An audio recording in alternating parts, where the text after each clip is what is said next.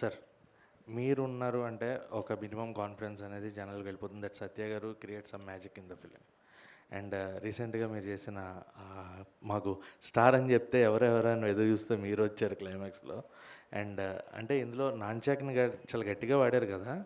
So దానికంటే ముందు నుంచి నాన్చాక్ వాడడం అనేది అంత ఈజీ కాదు. దానికి ఏమైనా ట్రైనింగ్ తీసుకున్నారా ప్యాక్ అండ్ ఏమన్నా? అది మా మాస్టర్ వచ్చి నేర్పారండి కొంచెం అటు ఇటు మూవ్స్ అవన్నీ అవి నేర్చుకున్నాను. ట్రైనింగ్ తీసుకుంటున్నాడు, ఇంకా తీసుకుంటున్నాడు. ఇంకా continue 60% అయింది, ఇంకా ఉంది. ఇంకా ఉందండి. నెక్స్ట్ డైలీ కూడా రోజుకు 1 గంట ప్రాక్టీస్ చేస్తాం. సత్య గారు, యా, ఇంకొక సీక్వెన్స్ ఉంది.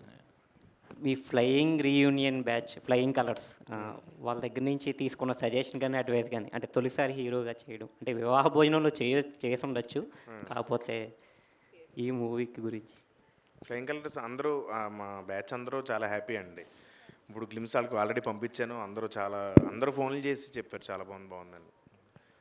రితేష్ గారు సార్, Yeah. ఇక్కడ what is the actual meaning of turbulence did you use in?